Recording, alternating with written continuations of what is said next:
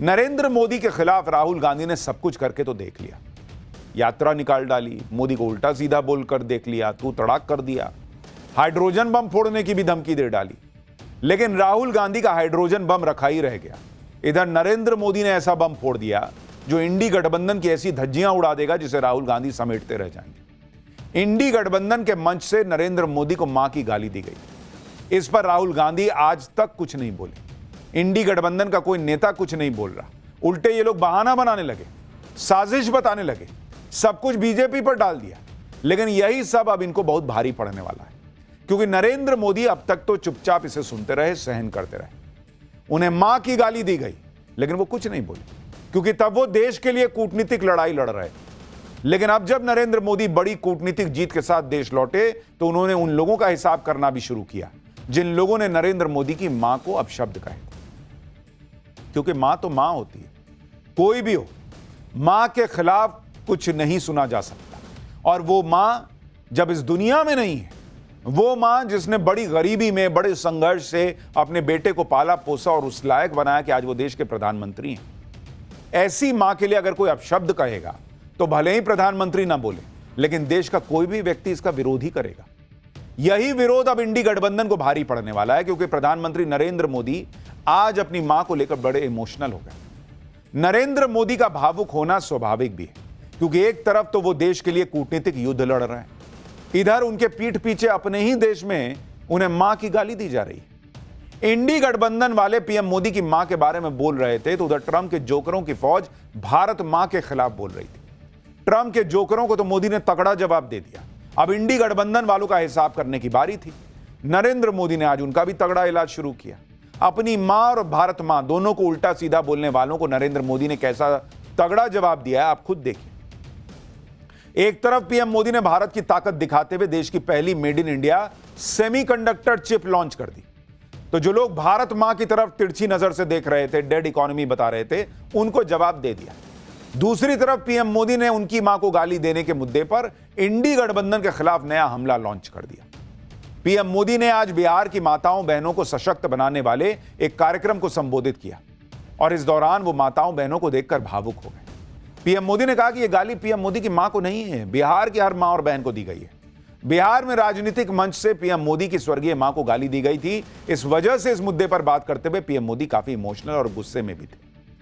PM Modi ने आज मां को गाली दिए जाने पर कैसे पलटवार किया, राहुल गांधी की तू तड़ाक वाली भाषा पर क्या कहा, क्यों महिलाएं वहां रोने लग गईं जो पीएम कह रहे थे उसको सुनकर, मोदी की मां को गाली पर कैसे बिहार में सियासत फिर तेज हो गई है, बिहार की महिलाएं क्या बोल रही हैं जिसे सुनकर राहुल गांधी हिल जाएंगे, मोदी वो कौन सी मेड इन इंडिया चिप ले आए जिसे देखकर ट्रंप और जिनपिंग की भी हालत खराब होगी, ये सब आपको बताऊंगा। पहले देखिए आज क्या हुआ।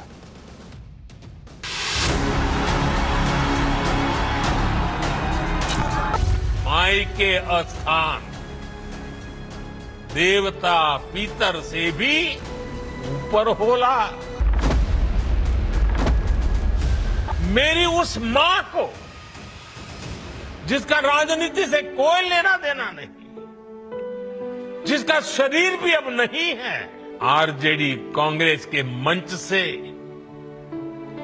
भद्दी भद्दी गालियां दी गई। मुझे तू तड़ाक करके गाली देकर इनकी नामदार वाली सोच बार बार उजागर हो रही है। प्रधानमंत्री नरेंद्र मोदी को वैसे तो इंडी गठबंधन वालों ने 11 साल में सैकड़ों गालियां निकाली, सब कुछ कह डाला, लेकिन राजनीतिक हमले अलग होते हैं और पर्सनल अटैक अलग होता है। इसमें जब बात मां की आ जाए तो मामला संवेदनशील हो जाता और इमोशनल हो जाता। नरेंद्र मोदी प्रधानमंत्री हुए तो क्या हुआ, दुख पीड़ा दर्द तो उनको भी हो गया, आखिरकार हैं तो इंसान। उनकी मां को कोई कुछ कहे तो बुरा तो लगेगा भाई। 27 अगस्त को बिहार के दरभंगा में इंडी गठबंधन की रैली में पीएम मोदी को मां की गाली दी गई। उस दिन नरेंद्र मोदी को जापान जाना था, इसलिए वो मां को गाली दिए जाने की पीड़ा दिल में लेकर चले गए विदेश दौरे पर। आज जब लौटे तो उन्होंने इस पीड़ा को देश के सामने रखा। बिहार की महिलाओं से जुड़े एक कार्यक्रम में नरेंद्र मोदी बहुत इमोशनल हो गए। पीएम ने कहा कि उनकी मां अब इस दुनिया में है नहीं, उनका राजनीति से कोई लेना देना नहीं रहा, फिर भी ऐसी भद्दी भद्दी गालियां दी गई। एक बार आप सुनिए पीएम मोदी क्या कर रहे हैं, फिर बताऊंगा कि कैसे पीएम मोदी ने अपनी मां के अपमान का मुद्दा उठाकर इंडी गठबंधन को जनता के कटघरे में खड़ा कर दिया। मुझे मां भारती की सेवा करनी थी, इसलिए मुझे जन्म देने वाली मेरी मां ने मुझे अपने दायित्वों से मुक्त कर दिया था। लेकिन मेरी मां ने खुद के लिए नहीं, आप जैसी करोड़ों माताओं की मैं सेवा कर सकूं, इसलिए खुद से अलग करके मुझे जाने की इजाजत दी। आप सब जानते हैं, अब मेरी मां का शरीर तो इस दुनिया में नहीं है। कुछ समय पहले 100 साल की उम्र पूरी करके वो हम सबको छोड़ के चली गई। मेरी उस मां को, जिसका राजनीति से कोई लेना देना नहीं, जिसका शरीर भी अब नहीं है, मेरी उस मां को आरजेडी कांग्रेस के मंच से भद्दी भद्दी गालियां दी गई। माताएं बहनें, मैं देख रहा हूं आपके चेहरे, आपको भी कितना दर्द हुआ होगा। मैं देख रहा हूं कुछ माताओं के आंख में आंसू मुझे नजर आ रहे हैं। ये बहुत ही दुख देने वाला है, कष्ट देने वाला है, पीड़ा देने वाला है। क्या गुना, उस मां का क्या गुना जैसे भद्दी गालियां सुना दी जाए। प्रधानमंत्री नरेंद्र मोदी ने जो बात कही उसकी गंभीरता को इंडी गठबंधन वाले नहीं समझते। इंडी वाले कई दिनों से ये कह रहे हैं कि राहुल गांधी हो या तेजस्वी यादव, गाली इन्होंने तो नहीं दी, ये वो वहां मौजूद तो नहीं थे, इनका तो कोई लेना देना भी नहीं है। लेकिन सच तो यह भी है कि ना राहुल गांधी ने इस पर अब तक कुछ बोला है, ना तेजस्वी यादव ने कुछ बोला। आप नहीं थे, सही बात, लेकिन कम से कम पलट के तो बोलते कि हे कौन था जी, कौन गाली दिया, ऐसा मां की गाली दिया मंच से, निकालो इसको पार्टी से, करो इस पे, कांग्रेस ही एफआईआर करा देती ना। उल्टे इनके लोग खुद इस मामले को हल्का बताने में जुट गए। सच ये भी है कि पीएम को मां की गाली तक बात तब आई जब राहुल गांधी घूम घूम कर बिहार में वोट चोर के नारे लगवा रहे थे। यही राहुल गांधी नरेंद्र मोदी के लिए तू तड़ाक कर रहे थे, जबकि बिहार में ये सब तू तड़ाक वाली लैंग्वेज नहीं चलती भाई। वहां छोटा बड़ा कोई भी हो सम्मान के साथ ही बुलाया जाता है। आज नरेंद्र मोदी ने राहुल गांधी की तू तड़ाक वाली लैंग्वेज पर क्या बोला वो भी सुनिए। गरीब मां की तपस्या, उसके बेटे की पीड़ा, ये शाही खानदानों में पैदा हुए युवराज नहीं समझ सकते। आपने तो अभी अभी सुना होगा, यहां बिहार चुनाव में भी मुझे तू तड़ाक करके गाली देकर इनकी नामदार वाली सोच बार बार उजागर हो रही है। और इसी सोच की वजह से ये लोग अब मेरी स्वर्गीय मां को, जिसका शरीर नहीं रहा है, जिसका राजनीति से कोई लेना देना नहीं है, ऐसी मेरी स्वर्गीय मां को भी अपने मंच से गालियां दिलवाने लगे हैं।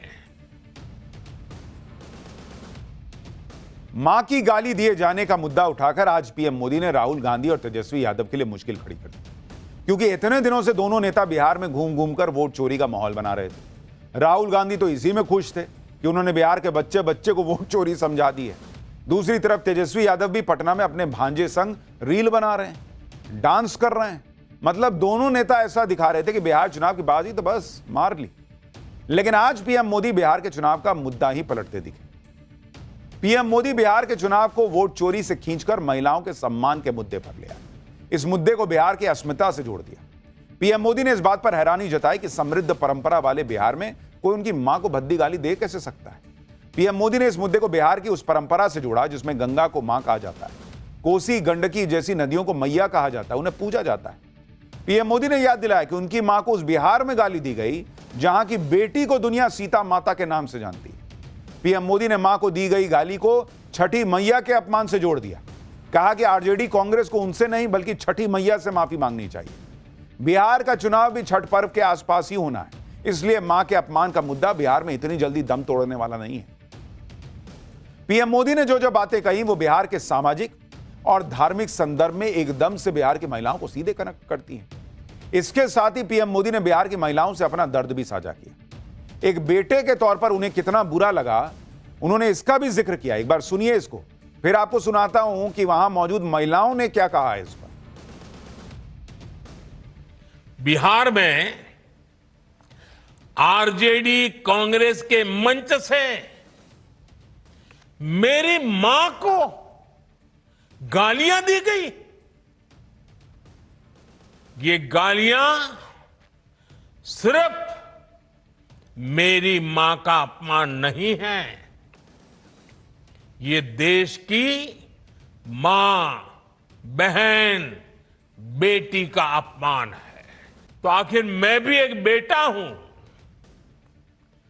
जब इतनी सारी माताएं बहनें मेरे सामने हैं तो आज मेरा मन भी, मेरा दुख आपको साझा कर रहा हूं ताकि मेरी पीड़ा आप माताओं बहनों के आशीर्वाद से मैं इसे झेल पाऊं। इधर पीएम मोदी अपनी मां का जिक्र करते हुए भावुक हुए, उधर कार्यक्रम में पीएम मोदी को सुन रहे लोग भावुक हो गए।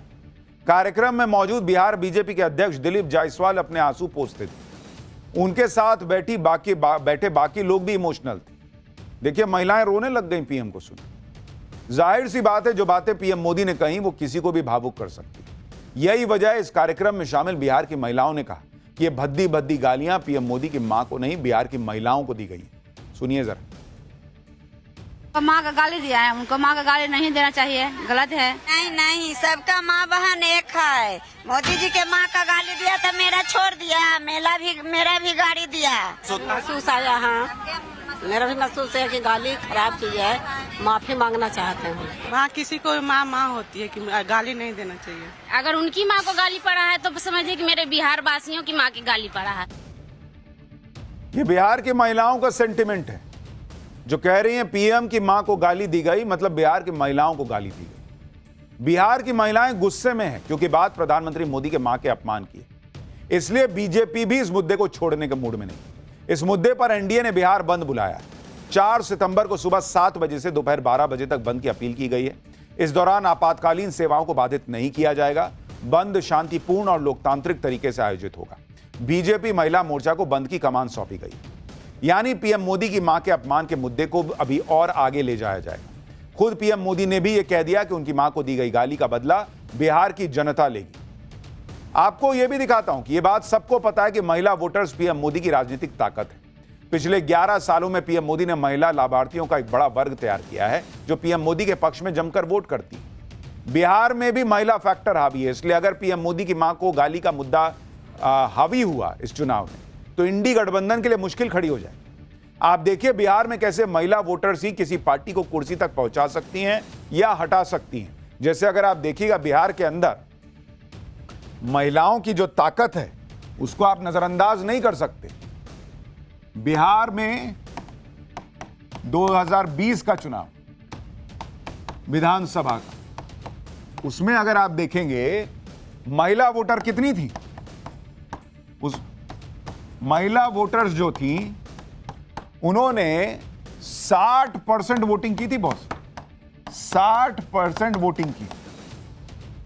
और पुरुषों ने कितनी की बॉस? पुरुषों ने की 54%, यानी बिहार में महिलाएं पुरुषों से ज्यादा वोट करती हैं। और इसलिए 2020 के चुनाव के नतीजे अगर आप देखिएगा तो एनडीए को कितनी सीट आई थी? 125, और इंडी को आई थी 110। इसमें से 99 सीट ऐसी थी जहां पर महिलाओं ने पुरुषों से ज्यादा वोटिंग की। यानी आंकड़े बता रहे हैं कि जिन सीटों पर महिला वोटर्स ने ज्यादा वोटिंग की, उसमें से ज्यादा सीटें एनडीए के खाते में गई। और अभी इस मुद्दे पर बिहार की महिलाएं पीएम मोदी के साथ खड़ी दिख रही। सुनिए बिहार की महिलाएं और क्या कह रही। मोदी जी की माँ जो हमारे प्रधानमंत्री है, उनकी माँ को वो गाली दी है। इनसे बस उनकी मानसिकता नजर आ रही है, कैसी ओछी हरकत की है उन्होंने। वो सिर्फ मोदी जी की माँ को नहीं, पूरे देशवासियों की माँ को उन्होंने गाली दी है। गाली तो गाली होता है, माँ को दो या किसी भी माँ को दो, माँ को दिया ना, किसी का भी माँ ही होती है। गलत किए हैं उसके साथ, आज गाली दे रहे हैं, कल के और कुछ भी कर सकते हैं। अब प्रधानमंत्री का जो माँ के गाली दे दे, उससे बदतर इंसान है, वो किसी को छोड़ेगा? आप देख रहे हैं कैसे महिलाओं में यह मुद्दा जो है वो घर कर रहा है कि जो प्रधानमंत्री की मां को गाली दे दे वो दूसरे किसी को छोड़ेगा। आप ये भी देखिए कि जब जब पीएम मोदी पर पर्सनल अटैक होते हैं, उन्हें या उनकी मां को भद्दे भद्दी बातें कही जाती हैं, तो विपक्ष को ये अपशब्द भारी पड़े। जैसे आप साल 2007 का गुजरात विधानसभा चुनाव याद कीजिए। इस चुनाव में सोनिया गांधी ने एक रैली में नरेंद्र मोदी को मौत का सौदागर कह दिया था। नरेंद्र मोदी ने सोनिया गांधी के इस हमले को सियासी हथियार में बदल दिया और आज तक गुजरात में कांग्रेस वापसी नहीं कर पाई। आज भी सोनिया गांधी का यह बयान कांग्रेस को परेशान करता है। एक और उदाहरण देखिए, साल 2019 में राहुल गांधी ने चौकीदार चोर है का नारा दिया। वो लोकसभा चुनाव तो हारे ही, साथ में अपनी पारंपरिक सीट अमेठी तक गंवा बैठे थे। अक्टूबर 2022 में गुजरात विधानसभा चुनाव के दौरान आम आदमी पार्टी के प्रभारी रहे गोपाल इटालिया ने पीएम मोदी को मां की गाली दी थी। दिसंबर में चुनाव परिणाम आए तो गुजरात में बीजेपी को 156 सीटों के साथ सबसे बड़ी जीत मिली थी। लेकिन इस सब गलतियों से भी विपक्ष कोई सबक नहीं सीख रहा। राहुल गांधी या तेजस्वी यादव मंच से पीएम मोदी की मां को गाली दिए जाने की मुद्दे की निंदा करके इस मामले को ठंडा कर सकते थे। इससे उनका राजनीतिक कद भी बढ़ता। लेकिन इंडी गठबंधन अलग ही लेवल पे चलता है। अब भी इसी बात पर अड़ा है कि यह तो बीजेपी की साजिश है। सुनिए कांग्रेस और आरजेडी क्या कह रही है। आप सबको बार बार कह रहा हूं कि ये टूल किट का हिस्सा है। इस टूल किट में अगला चरण है कि प्रधानमंत्री बिहार में जाकर रोएंगे और कहेंगे ओ देखो मुझे गाली दे दी। वही हुआ जो कहा मैंने 4 दिन पहले, ये हो रहा है आपके सामने। ये टूल किट चलेगा भी नहीं कि आप किसी से बदमाशी करा दो, हमारे मंच जहां सभा समाप्त हो गई वहां अपने आप को गाली दिलवा दो, फिर आओ रोने, देखो मुझे गाली दे दी, मुझे गाली दे दी। ये बहुत बार हो चुका है, बार बार नहीं होगा। अगर किसी ने भी किसी भी गलत शब्दों का गाली गलौज का प्रयोग किया है, उसको फांसी पर लटका देना चाहिए। इस बात को हम कह रहे हैं, इस बात के हम समर्थक हैं। लेकिन जब उस मंच पर श्री राहुल गांधी जी, श्री तेजस्वी यादव जी गए ही नहीं, किसने क्यों, किस साजिश के तहत, षड्यंत्र के तहत ये सब करवाया, ये जांच का विषय है। सरकार उनकी है, कड़ी से कड़ी कार्रवाई हो, दंड मिलना चाहिए, लेकिन मां के नाम पर सियासत नहीं होना चाहिए। भाई कांग्रेस और आरजेडी की रैली थी, राहुल गांधी तेजस्वी यादव मंच पे नहीं थे, लेकिन आसपास जो रहे होंगे वो तो कांग्रेस और आरजेडी के समर्थक ही रहे होंगे ना। तो जब गाली दी गई मां की, तो उसी वक्त उस आदमी को पकड़ के पुलिस के पास क्यों नहीं ले गए आप लोग? अगर इतना मन में भाव था कि कोई गाली दे रहा है मां की पीएम को, तो भाई फांसी पे लटका दो, तो उसी वक्त पकड़ के ले जाते। आप एक्सपोज कर देते कि यह आदमी बीजेपी का है। बाद में पुलिस पकड़ती है, वो आदमी माफी मांग रहा है, कह रहा है कि हाँ गलती हो गई, ऐसी गाली नहीं देनी चाहिए थी। वो बीजेपी का तो नहीं निकला। पीएम मोदी के दर्द में इंडी गठबंधन को पॉलिटिक्स दिख रही है। लेकिन आप देखिए कि जब भी मां की बात आती है, पीएम मोदी इमोशनल ही होते हैं, क्योंकि उन्हें अपनी मां से गहरा लगाव था। पिछले साल लोकसभा चुनाव के वक्त मैंने प्रधानमंत्री का इंटरव्यू किया था और उनसे पूछा था कि यह पहला चुनाव होगा 2002 के बाद जब उनकी मां उनके साथ नहीं होंगी, क्योंकि तब मां का निधन हो गया था। आप देखिए सिर्फ ये सवाल सुनकर पीएम मोदी कितने भावुक हो गए थे। क्या ये चीज आपके बैक ऑफ द माइंड चल रही है सर, जो आप लोगों से शायद नहीं बोलते होंगे, कि 2002 के बाद ये पहला चुनाव है, सब कुछ होगा लेकिन आपकी मां नहीं होगी। आप हर चुनाव के बाद उनका पैर छूने जाते थे। मैं जितने नामांकन किए हैं, सब नामांकन के पहले मैं माँ के पैर छूने गया और नामांकन कर गया, वो गुड़ देती थी। ये पहला मेरे जिंदगी का चुनाव है। जब मैं माँ के पैर छुए बिना जाऊंगा। लेकिन मन में एक भाव भी आता है कि आज 140 करोड़ देश की करोड़ों माताएं हैं, उन्होंने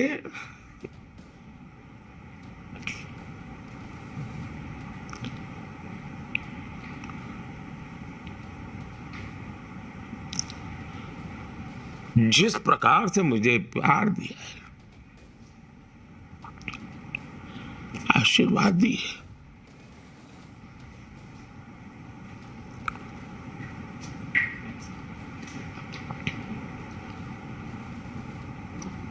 उन्हीं का स्मरण करके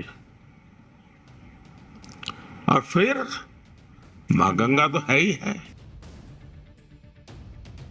अब आप सोचिए, इंटरव्यू में मां को लेके एक प्रश्न पूछा था, उसको सुन के भी पीएम भावुक हो गए। उनका इतना लगाव है मां से।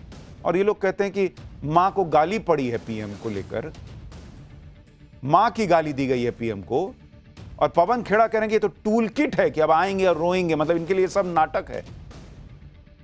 कैसे लोग हैं बॉस? ये पहला मौका नहीं है जब पीएम मोदी अपनी मां की बात करते हुए भावुक हो गए। साल 2015 में पीएम मोदी अमेरिका की यात्रा पर गए थे। वहां फेसबुक के फाउंडर मार्क जुकरबर्ग से बात करते हुए भी जब मां का जिक्र आया तो पीएम मोदी भावुक हो गए थे। उन्होंने अपनी मां के संघर्ष का जिक्र किया और कैसे आंखों में आंसू आ गए थे, वो भी देखिए आप एक बार। बर्तन साफ करना, पानी भरना,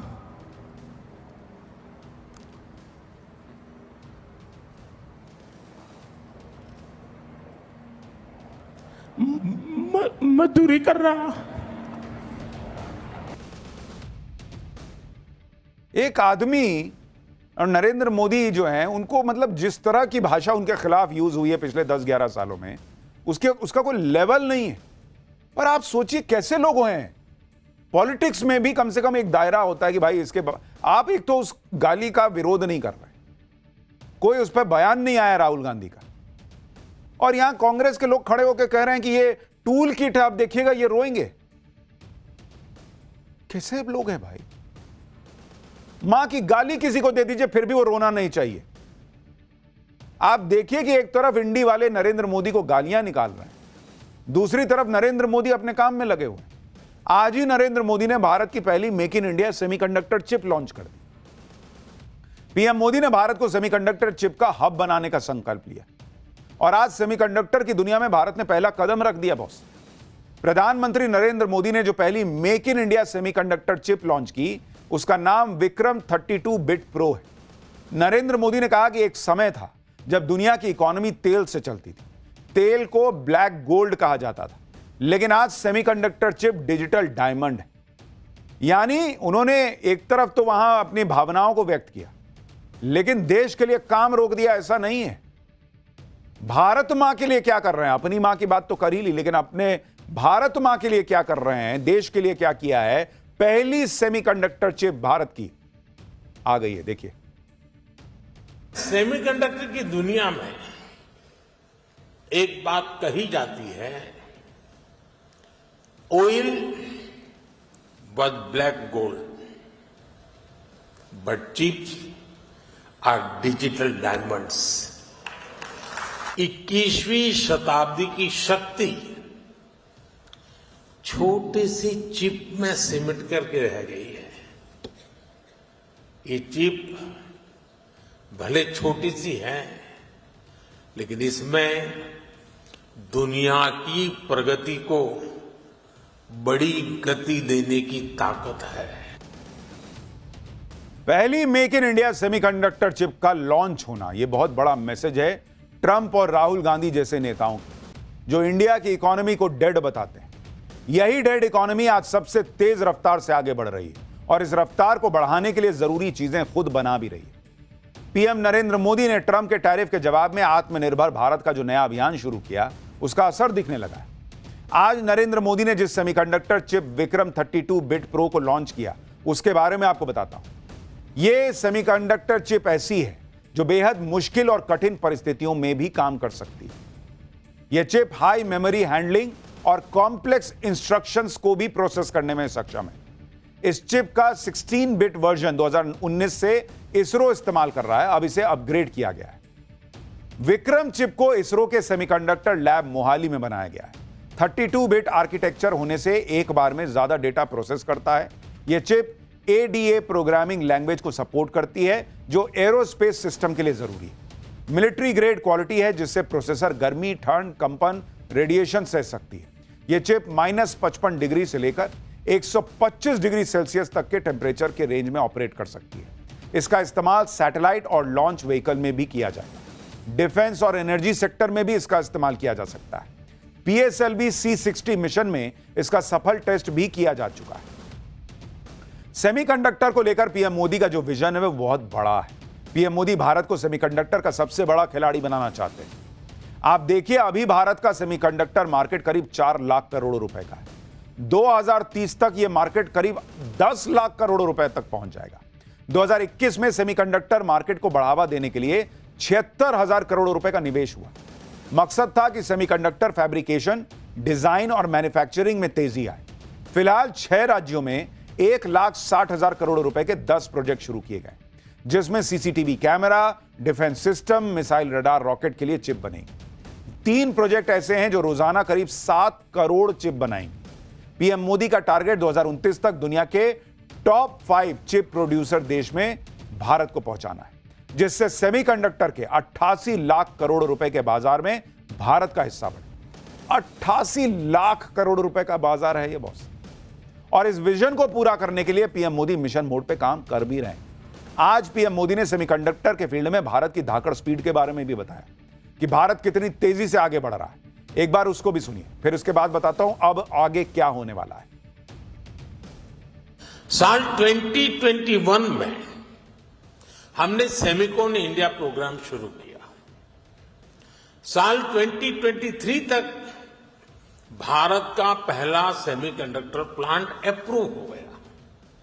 साल 2024 में हमने कुछ और प्लांट्स अप्रूव किए। साल 2025 में हमने 5 और प्रोजेक्ट्स क्लियर किए।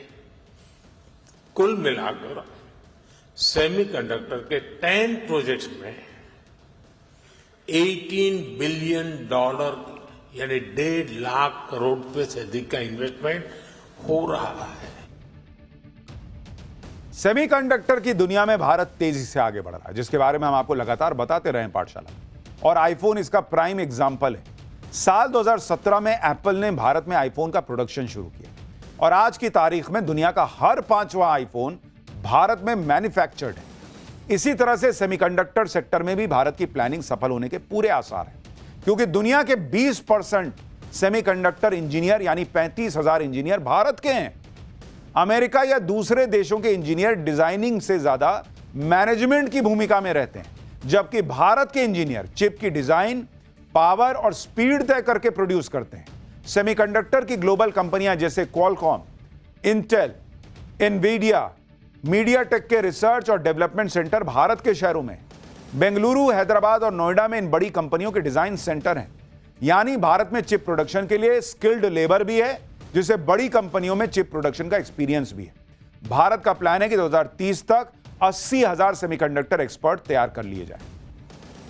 सोचिए, जब 35,000 इंजीनियर्स ग्लोबल सेमीकंडक्टर टैलेंट का 20% कंट्रोल करते हैं, तो जब 80,000 भारतीय इंजीनियर और एक्सपर्ट होंगे तो भारत किस स्पीड से आगे बढ़ रहा होगा। भारत के लिए बैक टू बैक अच्छी खबरें भी आ रही हैं। एससीओ समिट में पीएम मोदी का जलवा दुनिया ने देखा। पीएम मोदी, पुतिन और जिनपिंग की बॉन्डिंग दुनिया ने देखी और उसका मैसेज गया। चीन का धमाकेदार दौरा करके लौटे प्रधानमंत्री नरेंद्र मोदी ने आज आत्मनिर्भर भारत का जलवा भी दिखाया। ऐसी बैक टू बैक कामयाबी देश को मिल रही है। यही वजह है कि पीएम मोदी काफी रिलैक्स भी है। चीन में उनकी कूटनीति भी सही रह गई अभी तक। तो इसका सबूत इसी से मिल गया कि देश वापस लौटने पर आज जब वो अपने पहले कार्यक्रम में गए तो वहां हंसी मजाक से शुरुआत की। सुनिए पीएम मोदी ने जापान और चीन के दौरे पर क्या कहा। कल रात ही मैं जापान और चीन की यात्रा करके वापस लौटा हूं।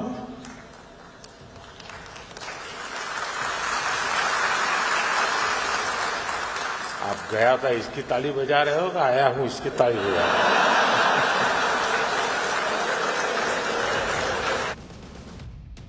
नरेंद्र मोदी तो रिलैक्स दिख रहे हैं, लेकिन राहुल गांधी बेचैन हो सकते हैं। राहुल गांधी अपना हाइड्रोजन बम लेकर बैठे हुए हैं। एटम बम के बाद अब वो हाइड्रोजन बम फोड़ने की धमकी दे रहे हैं। लेकिन राहुल गांधी हाइड्रोजन बम फोड़ते इससे पहले ही कांग्रेस पर बीजेपी ने अपना बम फोड़ दिया।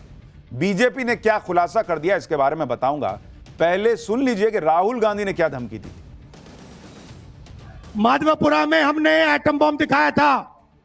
बीजेपी के लोगों तैयार हो जाओ, हाइड्रोजन बम आ रहा है, हाइड्रोजन बम आ रहा है, तैयार हो जाइए। आपकी जो सच्चाई है, वोट चोरी की सच्चाई है, वो पूरे देश को पता लगने जा रही है। मजाक के मूड में खाली मोदी जी थोड़ी थे, राहुल जी भी दिखते हैं। राहुल गांधी एटम बम और हाइड्रोजन बम फोड़ने की बात ही करते रहे। आज बीजेपी ने कांग्रेस पर बम फोड़ भी दिया। बीजेपी ने आज कांग्रेस नेता और राहुल गांधी के करीबी पवन खेड़ा पर वोट चोरी का आरोप लगा दिया। बीजेपी ने दावा किया कि दिल्ली में पवन खेड़ा का नाम तो दो वोटर लिस्ट में है। पवन खेड़ा के पास 2 एपिक नंबर हैं। बीजेपी कह रही है कि राहुल गांधी और कांग्रेस असली वोट चोर है। सुनिए एक बार बीजेपी। पवन खेड़ा जो राहुल गांधी के करीबी हैं, उनके पास 2 एपिक नंबर हैं। एपिक नंबर XHC199238 जो असेंबली कॉन्स्टिट्यूएंसी 41 जंगपुरा का है, और एपिक नंबर SJE0755967 जो असेंबली कॉन्स्टिट्यूएंसी 40 का है। और हम ये मानते हैं कि पवन खेड़ा ऐसा धांधली बिना राहुल गांधी के इंफॉर्मेशन के, उनके सुपरविजन के, उनके नॉलेज के नहीं कर सकते थे। तो असली वोट चोर राहुल गांधी है। पवन खेड़ा पर 2 एपिक नंबर रखने के आरोपों से कांग्रेस बैकफुट पर आ गई। बीजेपी के आरोप पर पवन खेड़ा ने सफाई दी। पवन खेड़ा ने कहा कि जो आरोप बीजेपी लगा रही है, ये आरोप तो राहुल गांधी भी लगा रहे हैं और इसकी जांच की मांग कर रहे हैं। पवन खेड़ा ने कहा कि 2016 में उन्होंने अपना नाम कटवाने के लिए पूरी प्रक्रिया का पालन किया था, फिर भी उनका नाम वोटर लिस्ट में है, तो इसका जवाब चुनाव आयोग को देना चाहिए। सुनिए पवन खेड़ा। हमें बीजेपी से मालूम पड़ता है कि हमारे नाम कहां हैं। अब बताइए, मैं ये जानना चाहता हूं चुनाव आयोग से, ज्ञानेश गुप्ता से, कि मेरे नाम पे नई दिल्ली विधानसभा में किससे वोट करवा रहे हैं। मैं ये जानना चाहता हूं, मुझे सीसीटीवी फुटेज चाहिए वहां की। ये मेरा नाम वहां अब तक क्यों है? मैं 2016 में वहां से शिफ्ट किया, तब मैंने नाम कटवाने की पूरी प्रक्रिया जो थी वो पालन किया उसका। अभी तक नाम क्यों है? इसी बात को राहुल गांधी 7 अगस्त से आज तक चुनौती दे रहे हैं कि ये चल क्या रहा है चुनाव आयोग में। नई दिल्ली विधानसभा सीट जो है वो भाई इस अभी वाला छोड़ दीजिए, तो इसके पहले तो आम आदमी पार्टी सब जीतती रही है। तो चुनाव आयोग बीजेपी के लिए वोट चोरी करके केजरीवाल को जितवा रहा था इनके हिसाब से। और यही बात बीजेपी कह रही है कि भाई 2 नाम हो जाना चोरी का सबूत नहीं होता है। इनका 2 नाम है तो बीजेपी बताए कि चुनाव आयोग बताएगा कि किसको वोट पड़ा है। दूसरे का 2 नाम आ गया तो इनको कॉन्फिडेंस है, वहां चुनाव आयोग से नहीं पूछते कि इसका दूसरा वोट किसको पड़ा है। वहां ये कॉन्फिडेंट है कि वो बीजेपी को पड़ा है। इनका नाम आया तो चुनाव आयोग बताएगा कि किसको वोट पड़ा है। फिलहाल चुनाव आयोग ने पवन खेड़ा को 2 वोटर आईडी रखने के आरोप में नोटिस जारी कर दिया। चुनाव आयोग ने पवन खेड़ा को 8 सितंबर सुबह 11 बजे तक जवाब देने के लिए कहा। खैर ये सब तो पॉलिटिक्स में चलता रहता है। पाठशाला में अगली क्लास जिसमें आपको बताऊंगा, पहले मोदी पुतिन जिनपिंग साथ आए, अब ईरान और किम जोंग को बुलाया चीन का धमाकेदार शक्ति प्रदर्शन। 10,000 सैनिक, एक से एक आधुनिक हथियार। चीन वो करने जा रहा जो ट्रंप की दादागिरी की हवा निकाल देगा क्या? और दुनिया में भारत रूस चीन की दोस्ती के चर्चे, लेकिन पीएम मोदी ने किस दोस्त के लिए बड़े मंच से मुंह मोड़ लिया? एससीओ में पीएम मोदी के सामने शहबाज शरीफ की घनघोर बेइज्जती के बाद मुनीर चीन क्यों गया है, अब इस सब के बारे में आपको बताता हूं। चीन में एससीओ समिट के दौरान मोदी, जिनपिंग और पुतिन की केमिस्ट्री देखकर ही ट्रंप जो दादागिरी कर रहे थे उनका दिमाग तो झंझना गया होगा। लेकिन अब तो चीन वो करने जा रहा है जिससे ट्रंप को 440 वोल्ट का करंट लग सकता है। शी जिनपिंग चीन के इतिहास की सबसे बड़ी विक्ट्री डे परेड करने वाले हैं। इसमें चीन के एक से बढ़कर एक हाईटेक हथियारों की परेड निकलने वाली है। यह ऐसी परेड होगी या इस परेड में चीन ऐसा कुछ करने वाला है जिससे डोनाल्ड ट्रंप का बीपी ऊपर नीचे हो सकता है। भाई ट्रंप तो पहले ही तब से हिले हुए हैं जब से मोदी, पुतिन और जिनपिंग को एक साथ हंसते खिलखिलाते देखा होगा।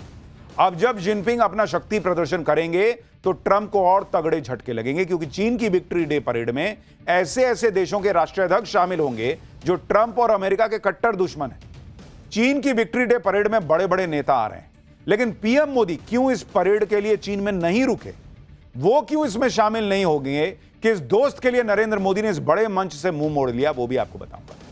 यह भी दिखाऊंगा कि एससीओ में पीएम मोदी के सामने शहबाज शरीफ की घनघोर बेइज्जती के बाद फर्जी फील्ड मार्शल पाकिस्तान वाला मुनीर वो चीन क्यों गया है। लेकिन पहले ये जो धमाकेदार शक्ति प्रदर्शन है, पहले मोदी, पुतिन और जिनपिंग वाला, और अब ये जरा इसका ट्रेलर देखिए। वैसे तो चीन पिछले 80 सालों से विक्ट्री डे परेड का आयोजन करता रहा, लेकिन इस बार चीन की विक्ट्री डे परेड कई मायनों में ग्रैंड बताई जा रही, क्योंकि इसका मकसद सिर्फ चीन की मिलिट्री पावर दिखाना नहीं है, बल्कि इस परेड में ट्रंप को सीधी चुनौती देने के मंसूबे दिख रहे हैं, जिसके बारे में आपको आगे बताऊंगा। लेकिन पहले चीन की विक्ट्री डे परेड की बात कर लेते हैं। सेकेंड वर्ल्ड वॉर के दौरान जापान के सरेंडर को चीन विक्ट्री डे के तौर पर मनाता है। हर साल 3 सितंबर को बीजिंग के थियानमेन स्क्वायर पर विक्ट्री डे परेड होती है, जिसके जरिए चीन अपनी सैन्य ताकत को दुनिया के सामने पेश करता है। चीन का दावा है कि इस बार वो अपने इतिहास की सबसे बड़ी विक्ट्री डे परेड करने वाला है। आप इस वक्त जो वीडियो देख रहे हैं, ये चीन की विक्ट्री डे परेड के ही पुराने वीडियो हैं, जिसमें तोप, गोले, टैंक, फाइटर जेट्स, मिसाइलों का कितना विशाल प्रदर्शन हो रहा है वो दिख रहा है। लेकिन इस बार कहा जा रहा है इससे भी बड़ा आयोजन चीन करने जा रहा है। आप ये वीडियो देखकर ही अंदाजा लगा लीजिए कि इस बार चीन की विक्ट्री डे परेड और कितनी बड़ी होने वाली है। लेकिन इस बार की विक्ट्री डे परेड सिर्फ हथियारों की बात नहीं है बॉस। वहां चीन ने जिन जिन को बुलाया है वो इसको ग्रैंड बना रही है, वो जियोपॉलिटिक्स के हिसाब से इसका बड़ा संदेश दे रही है। इसे लेकर चीन दावा कर रहा है कि ऐसी मिलिट्री डे परेड चीन क्या दुनिया में पहले कभी नहीं हुई हो। चीन की इस परेड में 10,000 सैनिक हिस्सा लेंगे और चीन कई ऐसे हथियारों को दुनिया के सामने लाएगा जिनको उसने अभी तक छिपा के रखा था। इस परेड में चीन अपने fighter jet, missile defence system और हाइपरसोनिक मिसाइलों का प्रदर्शन करने वाला है। लेकिन चीन पहली बार अपनी DF-26 intermediate range ballistic missile भी दुनिया के सामने प्रदर्शित कर सकता है, कहा जा रहा है। इसके अलावा चीन अपनी नई एंटी शिप मिसाइल यिंग का भी प्रदर्शन करेगा। इस बार परेड में चीन लेटेस्ट हथियारों जैसे under water drone, laser defence system और नई पीढ़ी की परमाणु मिसाइलों का भी प्रदर्शन करेगा। चीन में एक तस्वीर बड़ी वायरल हो रही है। तस्वीर में तिरपाल से ढका हुआ एक विशाल वाहन दिखता है, ये देखिए। चाइनीज मीडिया दावा कर रही है कि यह चीन का लेजर डिफेंस सिस्टम है, जो शक्तिशाली लेजर के जरिए मिसाइल्स और ड्रोन्स को मार गिराने में सक्षम है। चीनी सेना का दावा है कि यह दुनिया का सबसे शक्तिशाली लेजर एयर डिफेंस सिस्टम है, जिसको चीन पहली बार दुनिया के सामने लेकर आएगा और दिखाएगा। लेजर डिफेंस सिस्टम नए जमाने का एयर डिफेंस सिस्टम होता है, जिसमें हाई पावर लेजर का इस्तेमाल होता है, जिसे जमीन पर तैनात किया जा सकता है। इस सिस्टम से निकलने वाली लेजर सैकड़ों किलोमीटर की रेंज तक लक्ष्य को भेद सकती है। जैसे ये आपको एनिमेटेड वीडियो के जरिए हम आपको समझा रहे हैं, इस तरह का कुछ रहता है। इस डिफेंस सिस्टम की लेजर अपने टारगेट को तब तक गर्म करती है जब तक वो हवा में नष्ट ना हो जाए। देख रहे हैं कैसे एक साथ वो पतली पतली लेजर लाइट जैसे होती है वो निकलती है, धाड़ धाड़ धाड़ फोड़ देती है। इस सैन्य प्रदर्शन के जरिए शी जिनपिंग अमेरिका समेत पश्चिमी देशों को मैसेज देना चाहता है कि चीन से पंगा लेना इतना आसान काम नहीं। विक्ट्री डे परेड में चीन सिर्फ अपनी मिलिट्री पावर ही नहीं दिखा रहा, बल्कि शी जिनपिंग ने ट्रंप के सिर चढ़ा बुखार उतारने का भी पूरा इंतजाम किया है। ट्रंप ने पहले दावा किया था कि चीन ने उन्हें विक्ट्री डे परेड में आने का न्योता दिया, लेकिन चीन की तरफ से कहा गया है कि उसकी तरफ से ट्रंप को कोई इनवाइट भेजा ही नहीं गया, बल्कि चीन ने इस बार विक्ट्री डे परेड में ज्यादातर उन देशों के राष्ट्राध्यक्षों को बुलाया है जो अमेरिका का खुला विरोध करते हैं। आप देखिए कि एससीओ समिट में नरेंद्र मोदी, व्लादिमीर पुतिन और शी जिनपिंग की तिकड़ी को हाथ मिलाते देखकर पूरी दुनिया में चर्चा हो रही थी कि अरे भाई अब ट्रंप का क्या होगा, क्योंकि व्लादिमीर पुतिन तो पहले ही चीन में है, जो एससीओ समिट के बाद अब चीन की विक्ट्री डे परेड में भी हिस्सा लेंगे। और ट्रंप के दुश्मन नॉर्थ कोरिया के supreme leader Kim Jong Un को भी चीन ने बुला लिया, वो भाई पहुंच गया है। 3 सितंबर को विक्ट्री डे परेड में जिनपिंग, पुतिन और किम जोंग उन जब एक मंच पर होंगे तो ट्रंप को शॉक लगना तय है। किम जोंग का चीन की परेड में शामिल होना एक बड़ी खबर है, क्योंकि 2019 के बाद किम जोंग उन पहली बार चीन पहुंचे। दिसंबर 2011 में अपने पिता की मृत्यु के बाद सत्ता संभालने के बाद से आज से पहले किम जोंग उन ने किसी भी बहुपक्षीय सम्मेलन या विदेशी नेताओं से जुड़े किसी कार्यक्रम में हिस्सा लिया ही नहीं। किम जोंग ने चीन पहुंचकर ट्रंप को ठेंगा दिखा दिया, क्योंकि अभी कुछ दिन पहले ही ट्रंप किम जोंग की तारीफ कर रहे थे। ट्रंप अपने पहले कार्यकाल में 3 बार किम जोंग से मिल चुके हैं और अब चौथी बार किम जोंग से मिलने की प्लानिंग कर रहे थे। ट्रंप तो ये तक कह चुके हैं कि वो किम जोंग के प्यार में पड़ चुके हैं और वो किम के साथ गोल्फ खेलना चाहते हैं। अभी 25 अगस्त को ही ट्रंप कह रहे थे कि किम जोंग से तो उनके बहुत अच्छे रिश्ते हैं। एक बार सुनिए, लेकिन यहां तो कुछ और ही खेला हो रहा है। I have a great relationship with Kim Jong-un. I hope it stays that way. I think it will. I have a very good relationship. I understand him. I spent a lot of free time with him talking about things that we probably aren't supposed to talk about. And I get along with him really well. दोनों देशों के तार तो नहीं मिलते, लेकिन चूंकि Kim Jong को सनकी कहा जाता है, ट्रंप भी आजकल सनकी जैसा ही व्यवहार कर रहे हैं, तो दोनों की सनक का लेवल मैच जरूर हो सकता है। मतलब आप देखिए कि ट्रंप ने कैसी बेइज्जती करवाई है। अभी 1 हफ्ता पहले ही वो किम जोंग से दोस्ती के दावे कर रहे थे। अब किम जोंग ने चीन पहुंचकर ट्रंप को कह दिया कि अपनी दोस्ती अपने पास रखो। वैसे हर बार की तरह इस बार भी किम जोंग की उस रहस्यमयी ग्रीन ट्रेन की चर्चा हो रही है, जिससे वो 1300 किलोमीटर की दूरी तय करके चीन पहुंचे। वो भाई अपनी ही ट्रेन से चलता है, क्योंकि आमतौर पर किसी देश का कोई सर्वोच्च नेता किसी दूसरे देश जाता है तो भाई तेजी से पहुंचने के लिए हवाई जहाज से चला जाता है, अपना हवाई जहाज लेके जाता है।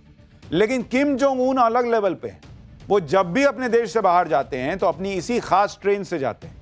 किम इसी ट्रेन से चीन, रूस और वियतनाम की यात्रा कर चुके हैं। सितंबर 2023 में जब किम जोंग रूस यात्रा पर गए थे, तब भी इसी ट्रेन में गए थे। आप जो वीडियो देख रहे हैं उसमें मॉस्को पहुंचने के बाद किम जोंग की ट्रेन की सफाई हो रही है। आप देख रहे हैं, ट्रेन चलता जा रहा है, भाई साफ करता जा रहा है। किम जोंग उनकी इस ट्रेन का नाम सनशाइन है। यह ट्रेन किसी चलते फिरते गोपनीय किले की तरह है, जिसमें 10 से 15 डिब्बे होते हैं। यह ट्रेन बुलेट और बम प्रूफ है। इसमें कई तरह के खतरनाक हथियार फिट हैं। ट्रेन में किम जोंग के खास कमांडो और डॉक्टर्स की टीम भी चलती है। किम जोंग विदेश में भी अपनी बुलेट प्रूफ कार से चलते हैं और ये कारें ट्रेन में ही रखकर ले जाई जाती हैं। इस वीडियो में देखिए कैसे किम की बुलेट प्रूफ कार को पार्क किया जा रहा है। ट्रेन में लेके भाई अपना कार चल रहा है। किम जोंग उन चीन में, पुतिन चीन में, शी जिनपिंग ने जबरदस्त पावर शो का इंतजाम कर रखा है। अब आप अंदाजा लगाइए कि बीजिंग के थियानमेन स्क्वायर पर जब हजारों चीनी सैनिक मार्च कर रहे होंगे, चीन अपने हथियारों का लाव लश्कर दिखा रहा होगा और परेड के मंच पर पहली बार एक साथ अमेरिका के 3 बड़े दुश्मन खड़े होंगे, तो ट्रंप के लिए क्या मैसेज जाएगा। लेकिन जिनपिंग ने माफ कीजिएगा, सिर्फ पुतिन और किम जोंग को ही नहीं बुलाया, बल्कि ऐसे ऐसे देशों के नेताओं को इनवाइट किया है जो ट्रंप के कट्टर दुश्मनों की कैटेगरी में आते हैं। पुतिन और किम जोंग तो आएंगे ही, ईरान के राष्ट्रपति मसूद पेजेश्कियन भी चीन की विक्ट्री डे परेड में शामिल होंगे। इसके साथ ही करीब 26 देशों के नेता परेड में शामिल हो सकते हैं, लेकिन सर्बिया और स्लोवाकिया के अलावा कोई यूरोपीय देश या पश्चिमी देश का नेता इसमें शामिल नहीं होगा। अब आप ये भी सोच रहे होंगे कि चीन की विक्ट्री डे परेड में नरेंद्र मोदी क्यों नहीं होंगे, क्योंकि ऐसा तो हो नहीं सकता कि जिनपिंग ने नरेंद्र मोदी को इन्वाइट ना किया हो। बात सही भी है, चीन ने भारत को भी न्योता दिया था, लेकिन भारत की तरफ से इस परेड में शामिल होने की असमर्थता जता दी गई। इसकी वजह है पीएम मोदी की दूरदर्शिता और भारत की डिप्लोमेटिक पॉलिसी।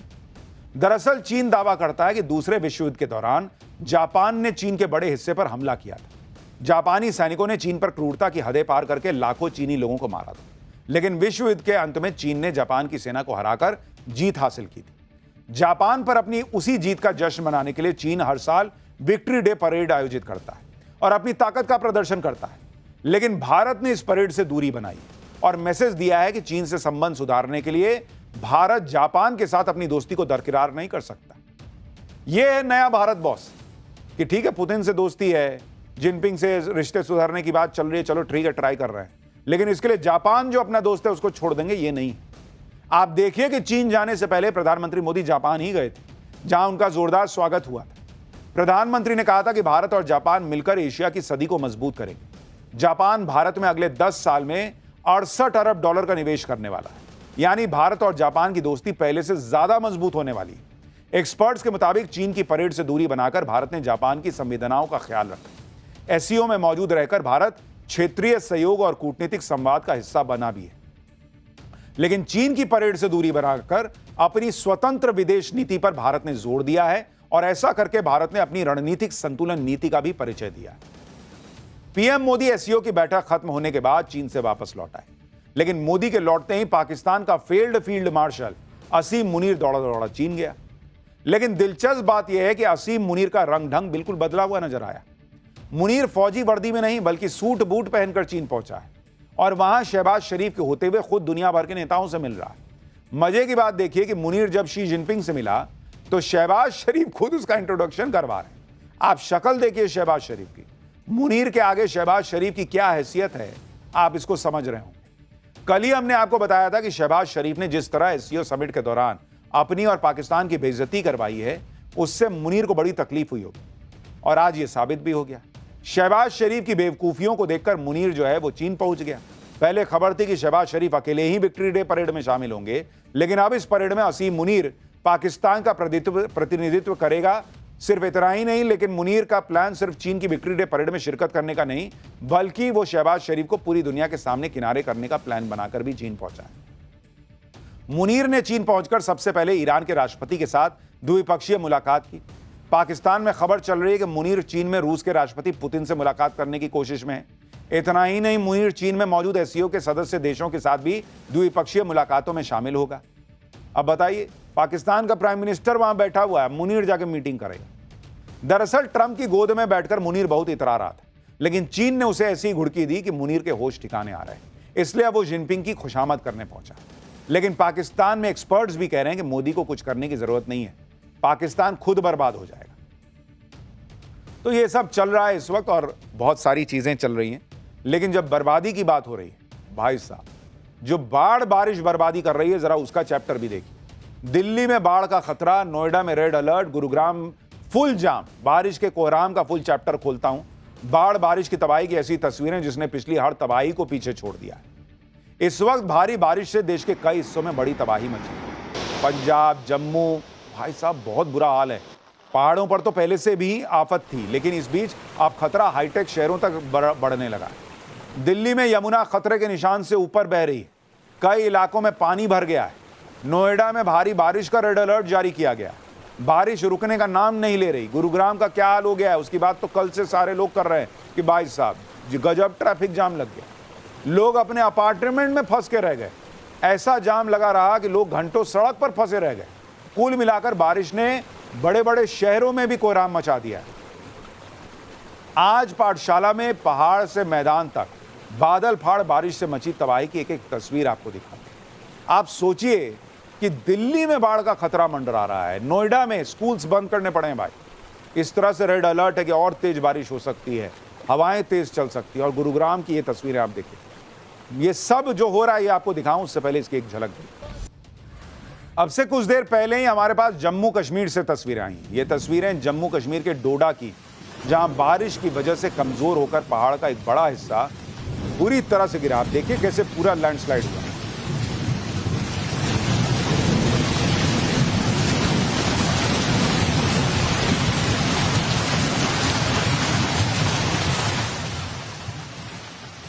इसी तरह का हाल हिमाचल प्रदेश का है।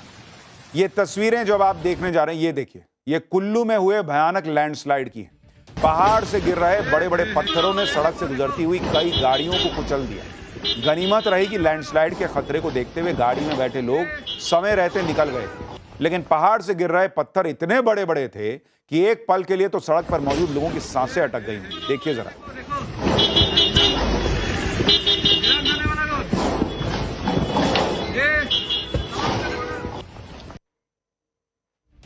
लैंडस्लाइड की कुछ ऐसी ही डराने वाली तस्वीरें सोलन से भी आई।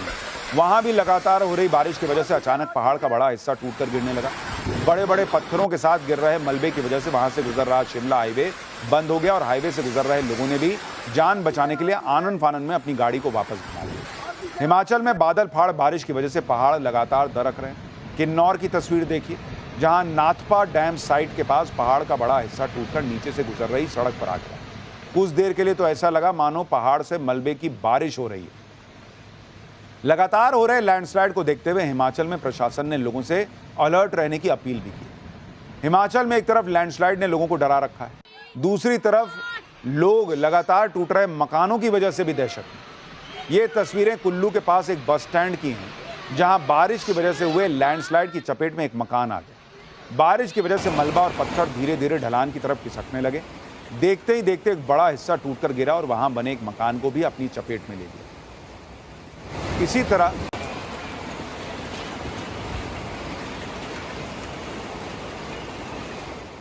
इसी तरह मंडी में भी एक 12 कमरों का मकान लैंडस्लाइड की चपेट में आकर ढह गया। भारी बारिश से मची तबाही के बीच हिमाचल के कुल्लू में एक बार फिर उफनती नदी में सैकड़ों टन लकड़ियां बहती हुई नजर आई। इससे पहले 24 जून को भी कुल्लू में इसी तरह लकड़ियां बहते हुए नजर आई थी। सोशल मीडिया पर इसे पुष्पा स्टाइल में पेड़ों के अवैध कटान से जोड़कर वायरल किया जा रहा है। जम्मू कश्मीर में भी पिछले एक हफ्ते से हो रही बारिश से जनजीवन अस्त व्यस्त हो गया है। कहीं पहाड़ टूटकर गिर रहे हैं तो कहीं पुल सैलाब में बहे जा रहे हैं।